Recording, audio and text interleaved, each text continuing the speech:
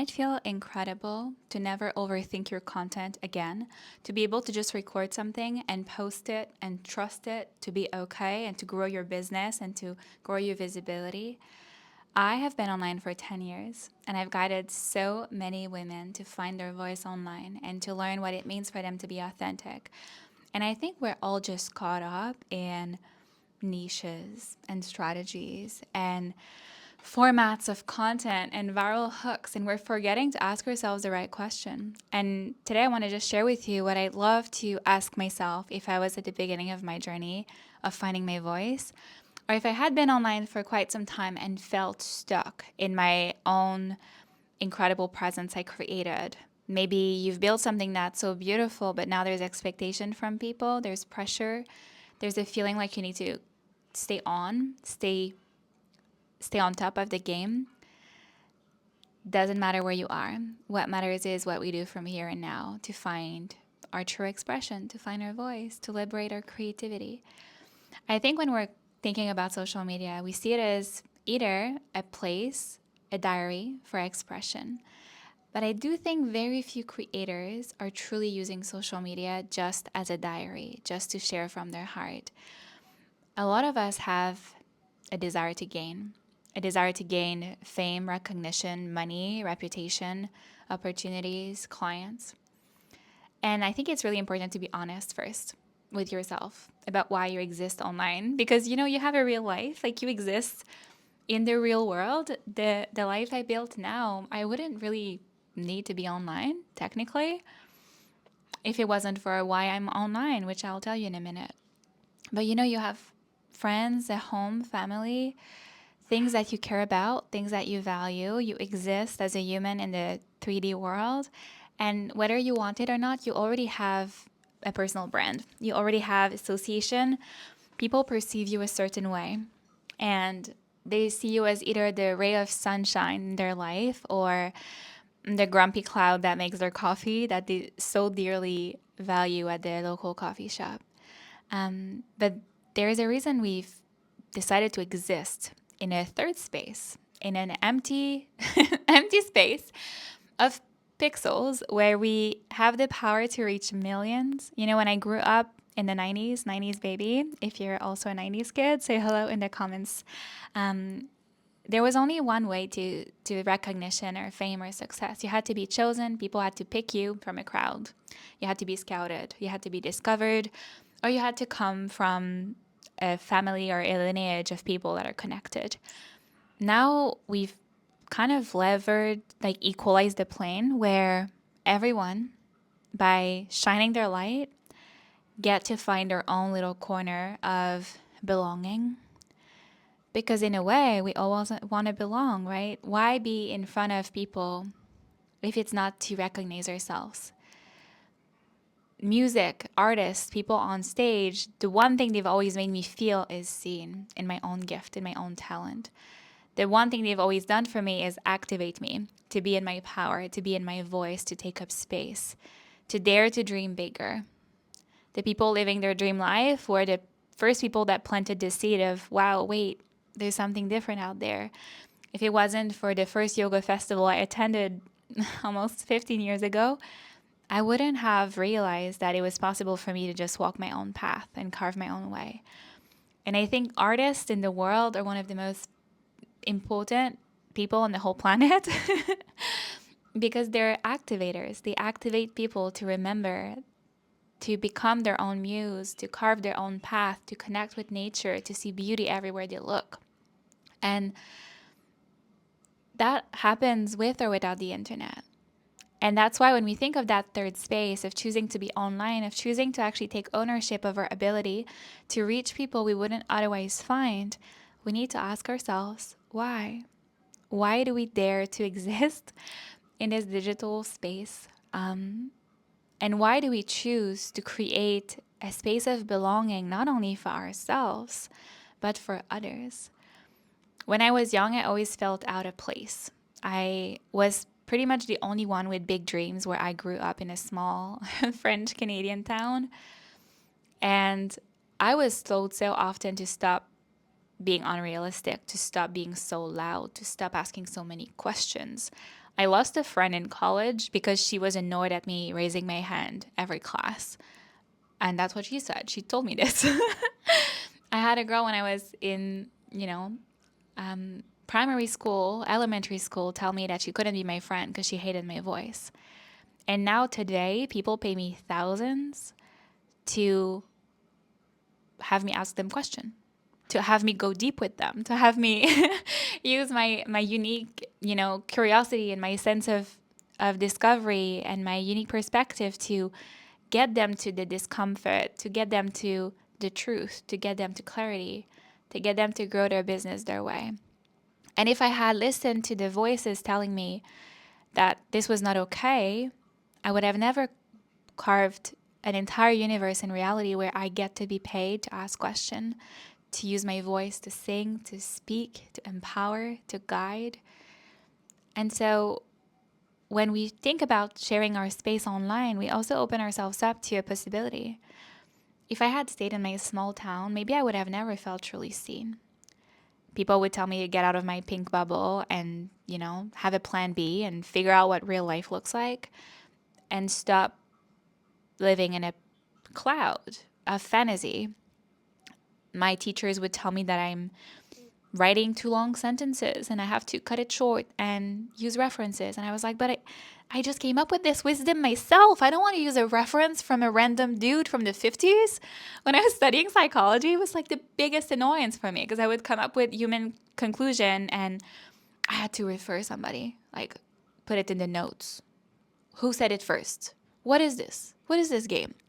So yeah, if I had stayed there, maybe I would have never felt truly seen. And I think one of my desire to be online and to find my way was, are there other people like me? Am I the only one? And in a way, I didn't mind. I didn't mind not meeting anyone that would meet me and make me feel held and seen in the depth of the way that I think and the way that I see the world as beautiful and romantic. And I genuinely believe everyone gets to carve their own little corner of heaven. And starting to share my voice online allowed me to start connecting, to see other women also living, in the outskirt of what their family wanted for them. And having the courage to say, you know what, I'm getting a divorce, or I don't want kids, or I want to move country. I want to quit my very high paying corporate job and give a shot at this podcast thing. I want to become a writer.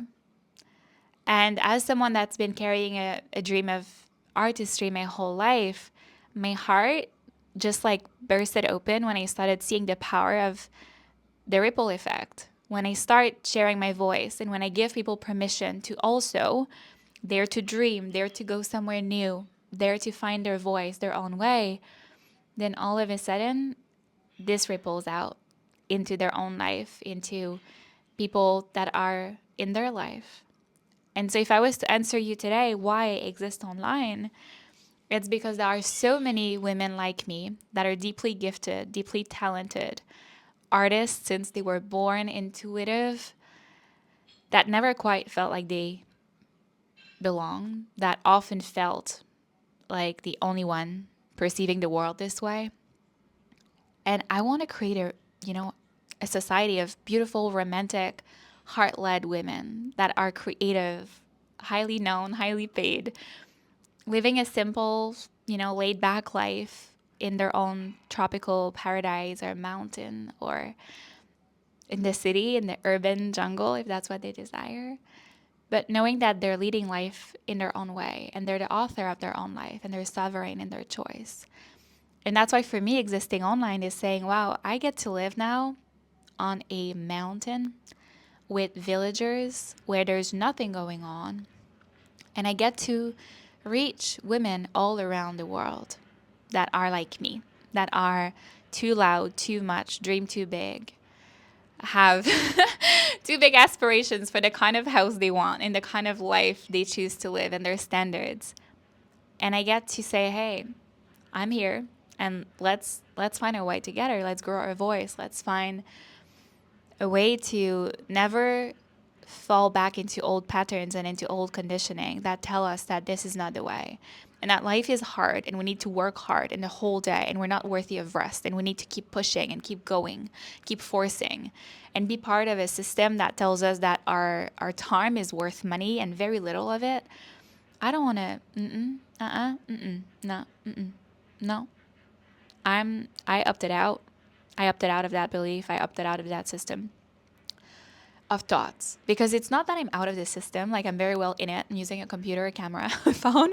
I'm living on the grid. But I opted out of this system of beliefs that keep us small, that keep us hidden, that keep us stuck. And because of that, it's almost like bigger than me now. I've reached a point, and I do think, to be honest, the last 10 years, yes, I've impacted women, but so little. A minuscule amount of women, a couple handful of women in the last decade, because I focused pretty much the entirety of it on my own becoming, moving through my own resistance, my fears, my shyness in some areas, my perfectionist, my self-doubt, my overthinking, and asking myself truly with my fiance, like, what do we want? What do we want to do? Where do we want to live? What kind of life do we want to lead? And that's why I do feel like I haven't fully stepped into my full expression yet, into how impactful I can be. But I do feel so fully, deeply arrived in who I am, and my wisdom and my intuition and my truth, and how I get to weave worlds and guide women to grow their business and their brand in their own way. Because I worked on myself, on my perspective. And I've been so grateful to be trusted by women along the way for the last 10 years. But I know it's just the beginning. And that's what's so incredibly wild about going on your own journey, is that people try to gain something within a year, within a week. But the amount of mountains you'll have to climb, the amount of mountains you'll have to climb to even get to a place where you can breathe and exhale and see, like, whoa, actually, you know what? I maybe have come far. And that's why I'm so grateful now, because I feel like now I've really taken time to build a beautiful relationship, and a beautiful relation to the life I'm leading and living, and realizing that I don't need to live in a city. I'm okay living a quiet life up a mountain and being friends with the men at the grocery shop, which is so beautiful. I don't know if you can see the potatoes behind me, but I was just gifted an entire bag of potatoes at the grocery store, because the grocery man brought me potatoes from his garden. And that's why I love living in a village so much. It's just such a, it's just so different. Yesterday, I went to watch sunset 10 minutes from my house, and it's a place that I go quite often walking, and the man there has been building a house for quite some time. And yesterday, he brought me from his scooter a wooden chair after he saw me standing, so that I could sit to watch sunset. And it felt like just a moment out of a movie, which pretty much every day of my life feels like now. And that's why I find it so interesting, because my relationship to showing up has only deepened in how incredibly grateful I am to have this gift to spark something in you, and to remind you that you are actually worthy of being paid, and you are worthy to shape your life and your day and your rhythm and your business and your team the way you truly want to. And that life gets to be incredibly magical and full of synchronicities and full of magnetism, and attracting the things that are meant for you once you unhook from all of those smallness, all of those little walls and traps. And there are so many of them on the internet. Wow, so many traps and so many illusions, so many must do, this is the way. And it's funny, because most of us that started the internet path was like, it came from a desire to not be stuck in conditioning and beliefs. And that's just how it is when many people go somewhere. There starts to be, rule books, how things are meant to be. And that's why it's just so important to not buy into this, and spend as much time as possible not on the internet, and as much time as possible with yourself or with your secret co-founder if you want to do this one-on-one with me or in a group space, to go deeper into what am I here to do? Why am I even here? Why do I show up? What does it mean for me? And for me, it's just because I genuinely want more women to do things their way. It just lights me up so much when I see a powerful woman finally feel seen, finally feel expanded in her dreams, finally feel like, nah, she's not delusional. She hasn't lost her mind. I had a testimonial from a client recently, and she said, you know, when I signed up for your 5 weeks, a part of me was like, am I in desperado fate? Like, did I lose my mind? Because it's so scary to invest in yourself, to literally pay money to go on an unknown adventure of discovery and growth and business expansion. It's really a big leap. And for many of us that are thinking different, sometimes we do ask ourselves, you know, is this just me? Should I maybe, just stop thinking about things so much and just choose a simpler job?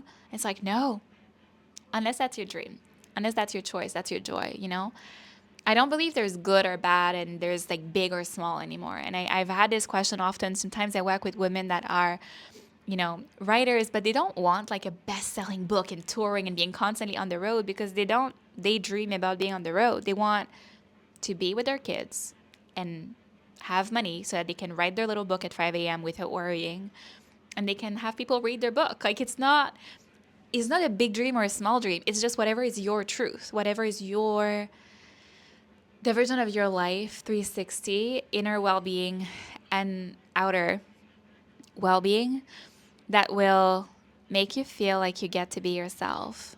And you don't have to live in your head, and you don't have to live in other people's expectation either. You just do things your way, and it's really peaceful on that side of the world where you found groundedness in your voice and who you are, enough that you set boundaries and you know what you want and you can move towards it. But there's no need to perform or pressure. So yeah, I really want you to find that peace of mind, and I'm really excited to be on this journey. My beloved fiance that I adore dearly with my heart has left for a 5-month training of yoga. And so I'm on my own, but I'm thinking, well, if he can do 10 hours of yoga a day, I certainly can post a YouTube video a day. So my intention is to post for the next 151 days a YouTube video a day. Just share thoughts about what it means to grow your brand and business the feminine way after 10 years as the close confidant and advisor to so many powerful women. And after 10 years of finding my own way, and now arriving in a place where I actually feel ready to be visible to the extent that I'm meant to be visible, meaning actually reaching more women now. I'm ready to get out of my handful of women impacted and share that message broader, because so many women need to be reminded that they get to dream bigger and it's okay and it's safe for them to express their art and their heart and grow businesses their way. And the old marketing guidebook from the guys and the old rule book from society that are just making you feel behind or exhausted or like it's too late for you, let's just throw it out the window. So if you want to grow your way, I'm so happy to have you here. I'd love to know what you're building. If you want to drop it in the comments or send me a DM at Your Secret Co-Founder. And you can also connect with me if you want to explore what it's like to be in my world more closely. And I love answering questions, so please send me your questions. Like, what are your questions about business, brand, expressing yourself, expressing your voice? I'm all ears. Anyways, have a beautiful day.